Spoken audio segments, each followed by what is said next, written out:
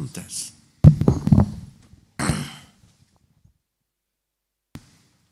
Bismillah, alhamdulillah, salatu wassalamu ala rasulillah wa ala alihi wa ashabihi wa man wala ba'du. Qala al-muallifu rahimahullah rahmatan wasi'ah kitabihi lu'lu'il maqnun. An-nabiyyu sallallahu alaihi wasallam fi baiti Abi Ayyub al-Ansari zakarna anna Rasulullah sallallahu alaihi wasallam lamma qadima al-Madinah nazala ala Abi Ayyub al-Ansari radhiyallahu anhu.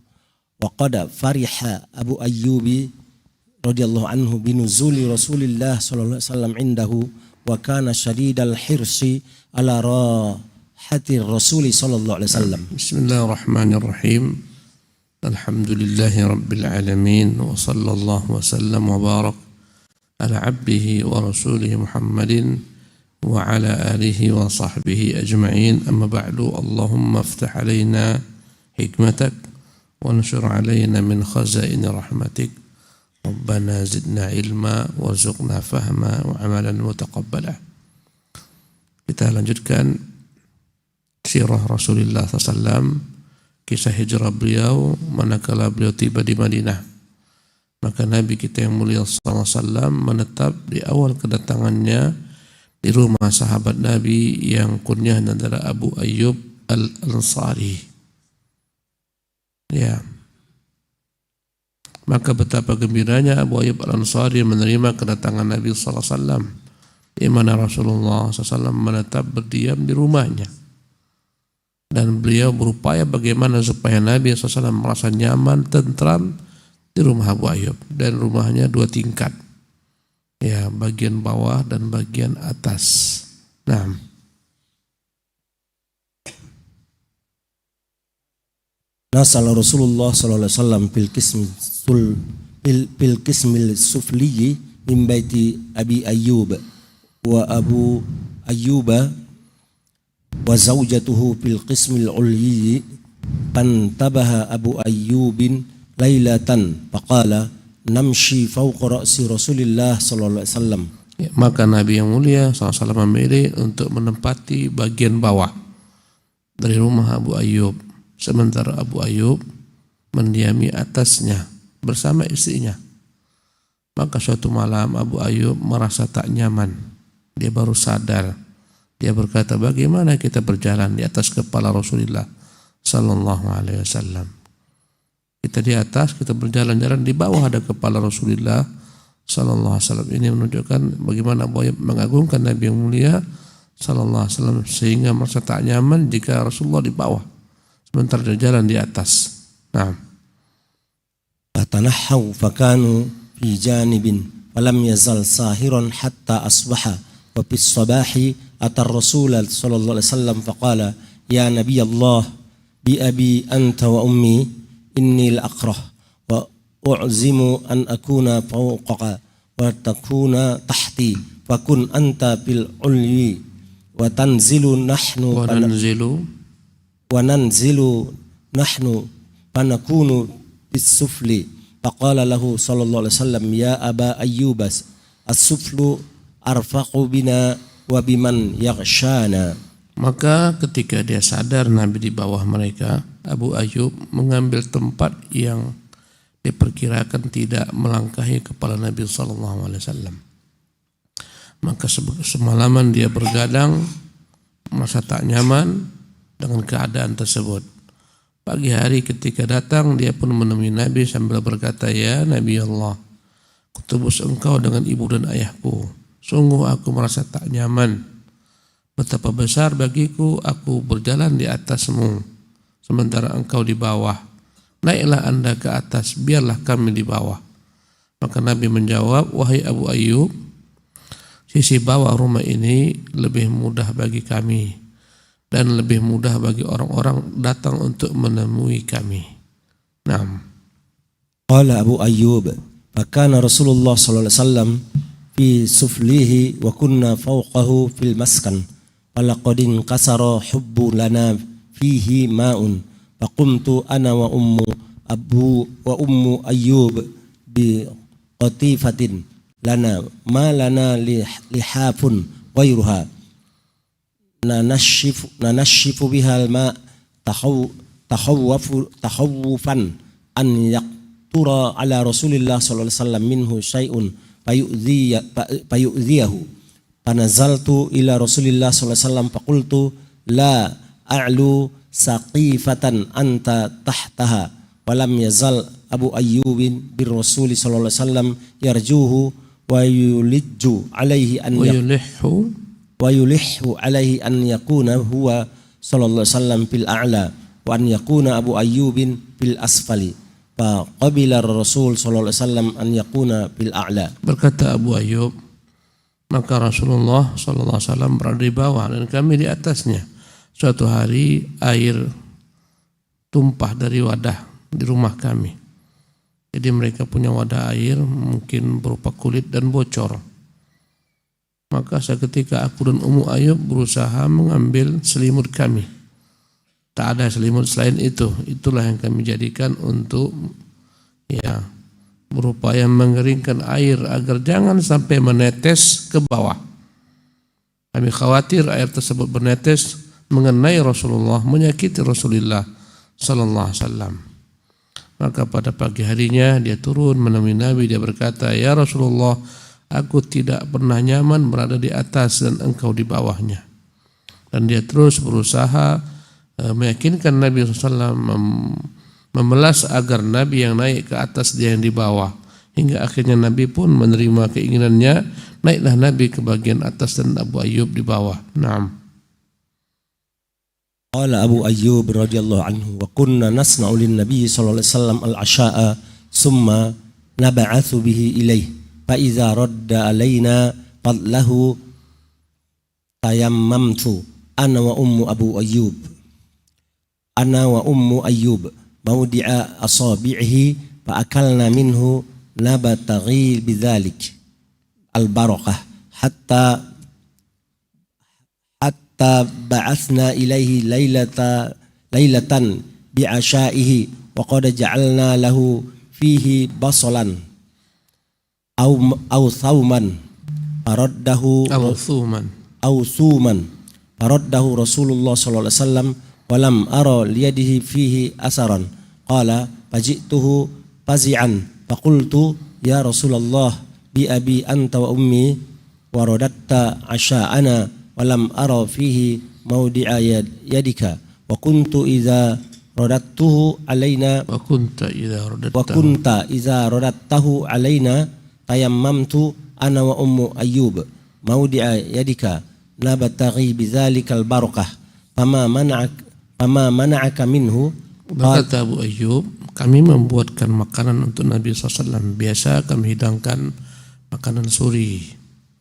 Ya, setelah itu kami hantarkan kepada beliau. Ketika beliau selesai makan, maka sisa daripada apa yang dimakan Nabi SAW, seketika aku dan istriku Ummu Ayyub untuk memakannya. Kami berusaha untuk mendapatkan sisa-sisa berkah daripada tangan Nabi yang mulia sallallahu alaihi wasallam. Suatu hari kami buatkan untuknya makan suri. Dan kami berikan pada makan tersebut ada bawang merah ataupun bawang putih. Maka Rasulullah SAW mengembalikan makanan tersebut. Dan aku heran karena tak melihat di sana ada bekas tangan Nabi SAW, berarti beliau tidak makan. Aku pun datang kepadanya, khawatir, aku katakan, ya Rasulullah, ku tebus engkau dengan ibu dan ayahku. Engkau mengembalikan makan sore yang kami hidangkan, dan aku tak melihat di sana ada bekas engkau makan. Ya Rasulullah, jika engkau selesai makan, biasanya aku dan Ummu Ayyub berusaha mencari berkah daripada bekas-bekas tanganmu. Mengapa engkau tak makan kali ini? Naam. Qala la walakinni inni wajadtu fihi riha hadhihi asy-syajarah wa ana rajulun unaji. Faqala Abu Ayyub ahramun huwa? Qala la walakinni akrahuhu. Faqala Abu Ayyub fa inni akrahu ma takrah. Wa dzalika li anna Rasulullah sallallahu alaihi wasallam kanat ta'tihi al-malaikah. Maka Nabi menjawab, sesungguhnya aku dapati makan ini mengandung bau bawang. Sementara aku adalah seseorang yang senantiasa datang kepadaku Jibril membacakan kepadaku wahyu. Maka aku tak akan memakan makanan semacam ini karena Jibril tak suka. Malaikat tak suka. Bertanyalah Abu Ayyub, apakah haram ya Rasulullah? Nabi katakan tidak, tapi aku tak menyukainya. Maka berkata Abu Ayyub, kalau demikian aku pun tidak menyukainya pula. Ya, yang demikian itu karena Abu Ayyub, karena Rasulullah Sallallahu Alaihi Wasallam, ya kadang-kadang datang kepadanya malaikat untuk membacakan wahyu, dan Nabi SAW sangat tidak menyenangi bau-bauan karena Jibril pun tak menyukai bau-bauan semacam itu. Naam. وذلك لأن رسول الله صلى الله عليه وسلم كانت تأتيه الملائكة. قال أبو أيوب ولم نصنع للرسول طعاما فيه شيء من الثوم أو البصل بعد. Setelah itu kata Abu Ayyub, kami tak pernah lagi menghilangkan makanan yang ada padanya menu makanan tersebut bumbu berupa bawang merah ataupun bawang putih selama-lamanya. Naam. وما كانت تمر ليلة إلا وعلى باب رسول الله صلى الله عليه وسلم الثلاثة والأربعة من الصحابة الأنصار يتناوبون بحمل طعامهم إلى رسول الله صلى الله عليه وسلم حتى تحول من بيت أبي أيوب إلى حجراته إلى حجراته صلى الله عليه وسلم. Maka setiap malam selalu saja ada di hadapan pintu rumah Rasulullah SAW 3 orang, kadang 4 orang dari sahabat-sahabat kaum Ansar. Mereka berganti-ganti menghidangkan makanan kepada Rasulullah Sallallahu Alaihi Wasallam hingga Nabi yang mulia meninggalkan rumah Abu Ayyub dan mendiami kamar-kamar atau bilik-bilik yang dibuatkan para sahabat untuk Rasulullah Sallallahu Alaihi Wasallam. Naam. Rawa Abu Ya'la bi musnadihi بسند صحيح عن جابر بن عبد الله رضي الله عنهما قال قال رسول الله صلى الله عليه وسلم جزى الله الأنصار عنا خيرا ولا سيما عبد الله عبد الله بن عمرو بن حرام وسعد بن عبادة. Abu Ya'la meriwayatkan dengan sanad yang sahih dari jalur Jabir bin Abdullah, dia berkata, bersabda Rasulullah SAW, jazallahu al-ansara anna khairan, semoga Allah berikan balasan yang banyak ya kepada kaum Ansar, doa dari kami. Apalagi Abdullah bin Amr bin Haram, Abu Ayyub, dan Sa'ad bin Ubadah, pemimpin kaum Ansar. Naam. مدة إقامة رسول الله صلى الله عليه وسلم في بيت أبي أيوب رضي الله عنه. كانت مدة إقامة رسول الله صلى الله عليه وسلم في بيت أبي أيوب رضي الله عنه في أبي أيوب رضي الله عنه شهرا واحدا. وروى ابن سعد في طبقاته أن رسول الله صلى الله عليه وسلم أقام في بيت أبي أيوب 7 أشهر.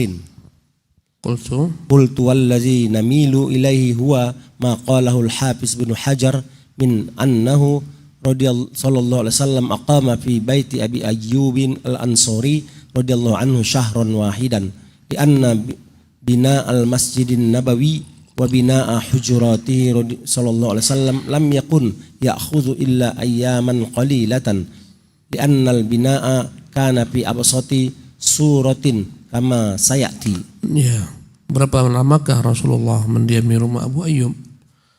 Maka Rasulullah SAW mendiami rumah Abu Ayyub selama 1 bulan penuh. Tetapi Ibnu Sa'ad dalam kitabnya Tabaqat meriwayatkan bahwasanya Nabi SAW berdiam di rumah Abu Ayyub selama 6 bulan.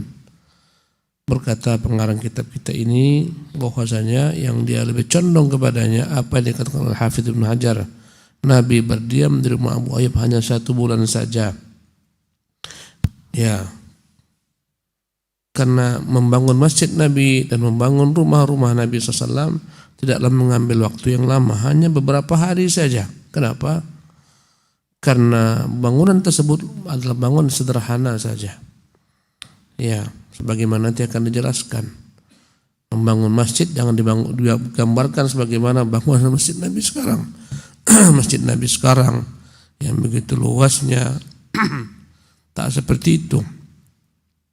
Dia hanya mengambil daripada batang-batang pohon kurma, dijadikan sebagai tonggak-tonggak, ya, pasir, diletakkan batang-batang kurma, ya, di atasnya diletakkan daun-daun kurma, ditimpakan satu sama lain. Begitu juga dengan rumah Nabi yang mulia sallallahu alaihi wasallam. Jadi tak sampai 6 bulan membangun masjid tersebut atau rumah tersebut. Ya, karena sederhana. Maka lebih tepat riwayat yang mengatakan Nabi 1 bulan di rumah Abu Ayyub. Naam. Ikram bin Abbas radhiyallahu anhuma li Abi Ayyub radhiyallahu anhu. Wa tamurul ayyamu wa yaqdumu hadha ar-rajulul karim Abu Ayyub al-Ansari radhiyallahu anhu al-Basrata wa kana waliha yawma idzin Abdullah bin Abbas radhiyallahu anhuma min qibali Ali bin Abi Thalib radhiyallahu anhu wa wajada ibnu Abbas hadhihi al-fursata al-azimata li raddihi al-jamil li Abi Ayyub radhiyallahu anhu. Faqad akhrajal hakimu fil mustadrak bi sanadin hasanin an Habib bin Abi Thabit qala anna Abu Ayyub al-Ansari anna Aba Ayyub al-Ansari qadima ala bin Abbas al-Basrata farraga lahu baitahu wa qala lah la asna'anna bika kama sana'ta bi Rasulillah sallallahu alaihi wasallam. Summa qala ibnu Abbas li Abi Ayyub kam alayka min ad-daini qala 20,000 qala fa'atahu 40,000 wa 20 mamlukan wa qala ibnu Abbas laka ma fil baiti. Naam.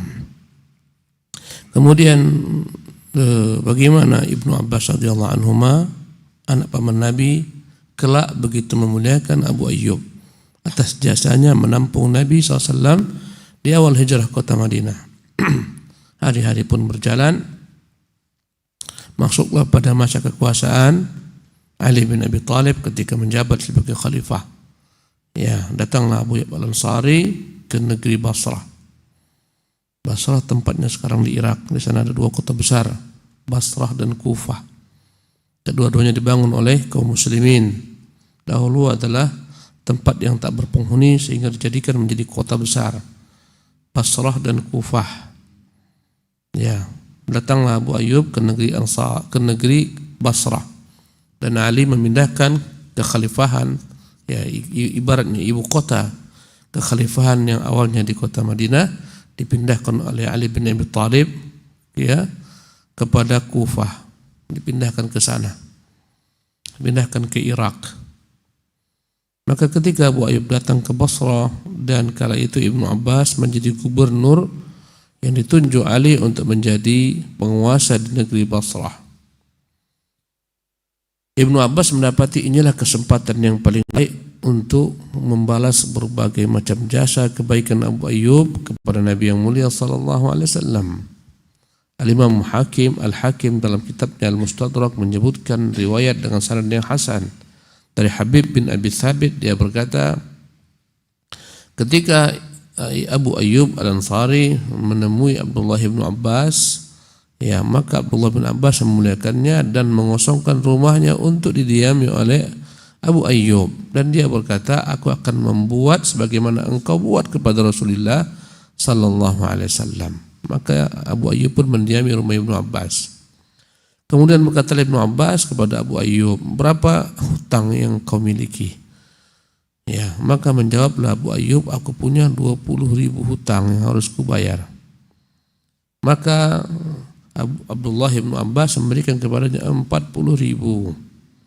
Ya, 20.000 untuk bayar hutang, 20.000 untuk dia.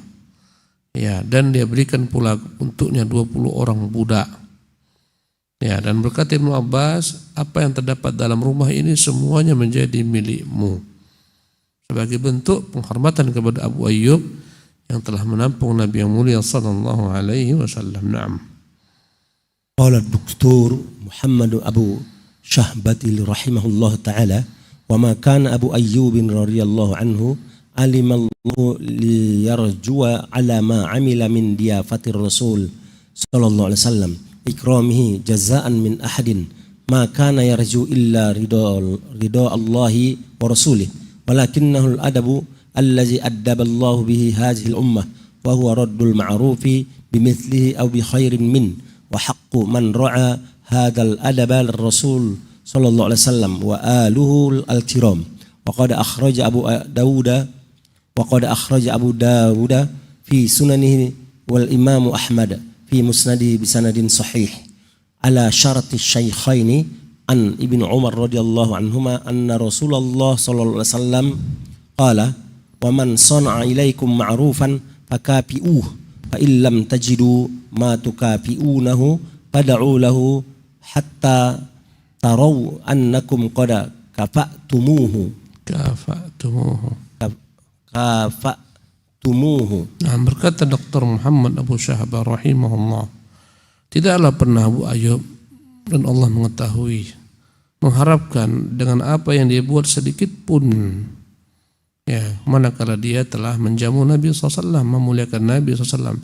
Dia tak berharap apapun dari manusia, dia hanya mengharapkan ridha Allah dan Rasulnya. Tapi itulah namanya adab yang Nabi SAW telah ajarkan kepada umat ini, yaitu agar seseorang membalas kebaikan dengan yang serupa atau lebih baik daripadanya. Dan yang paling dia terdepan mengamalkan adab ini adalah Rasulullah SAW. Kemudian setelah itu adalah keluarganya.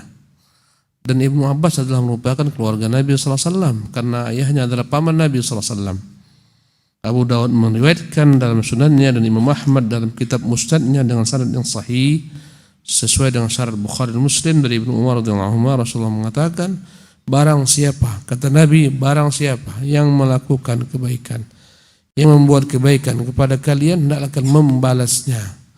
Kalau kalian tak menemukan sesuatu yang dapat membalasnya, maka doakanlah dia sampai kalian benar-benar merasa telah memberikan bagi mereka balasan. Tak mampu memberi balasan serupa, minimal mendoakannya. Katakan jazakallahu khairan, semoga Allah berikan bagimu keberkahan, kebaikan. Itu minimal yang dibuat seorang manakala tak mampu membalas apa-apa yang diberikan kepadanya dengan yang serupa atau lebih baik daripadanya. Nah, Qudumu alin Nabi sallallahu alaihi wasallam wa iyalu Abi Bakr As-Siddiq radhiyallahu anhu. Ba'atha Rasulullah sallallahu alaihi wasallam wa huwa fi baiti Abi Ayyub radhiyallahu anhu Zaid bin Harithah wa Aba Rafi' maulahu radhiyallahu anhuma ila Makkah wa a'tahuma ba'iraini wa 500 dirhamin liyatiyahu bi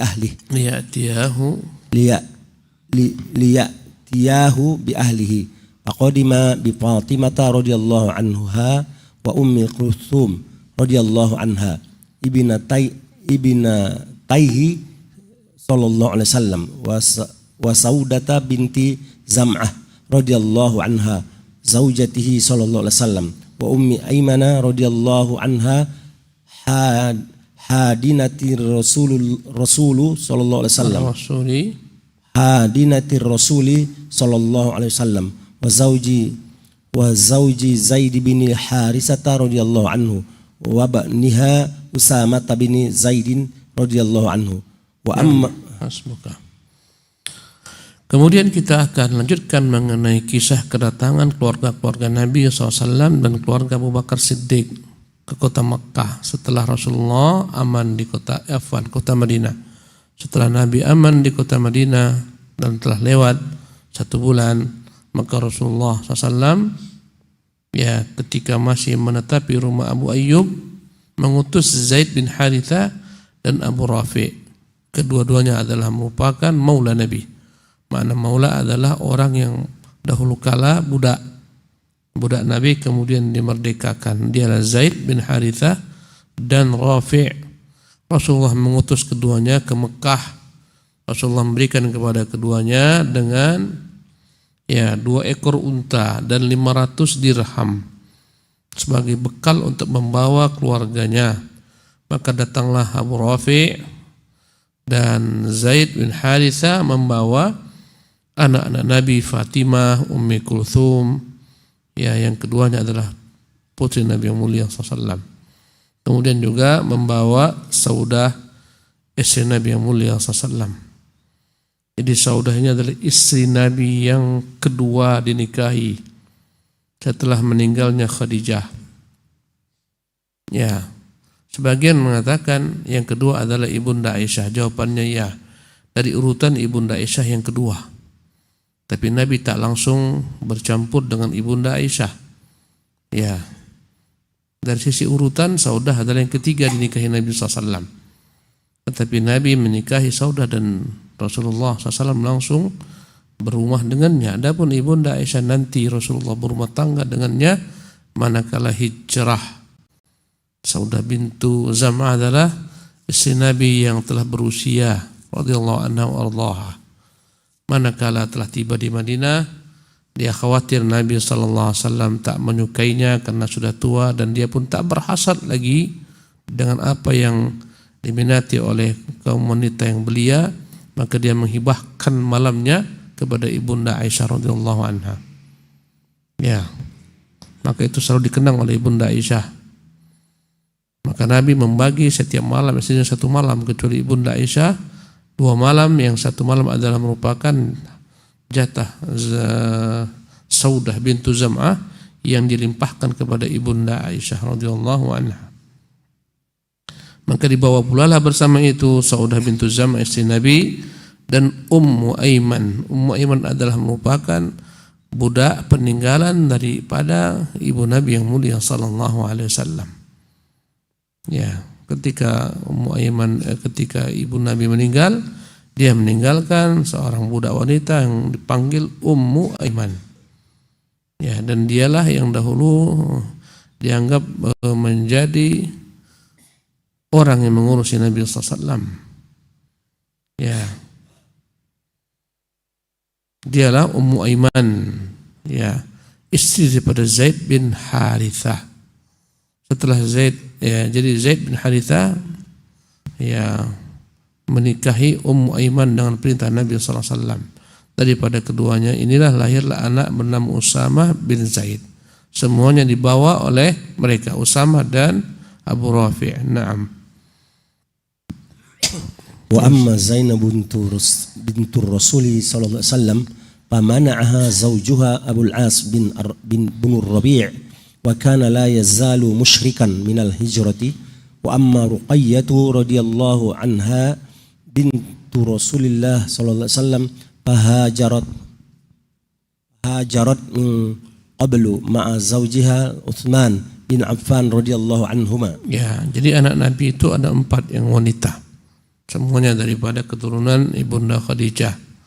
Yang 2 tadi dikatakan dibawa oleh Abu Rafi' dan Zaid, yaitu Fatimah dan Ummu Kulthum. Adapun anak Nabi yang bernama Zainab, dan dialah putri Nabi yang terbesar, yang telah dinikahkan Nabi dengan Abul As bin Ar-Rabi'. Maka dia tetap berada di kota Mekah karena suaminya tak rela dia pergi meninggalkan suaminya yang kala itu masih musyrik. Nanti lambat laun suaminya ini akan memeluk Islam dalam kisah yang sangat menakjubkan. Nanti dia akan hantarkan istrinya ini kepada Nabi SAW dan mereka berpisah ketika turun ayat yang melarang orang-orang beriman, wanita-wanita orang beriman menjadi istri bagi orang-orang kafir, maka mereka harus berpisah. Maka Abul As ini mengantar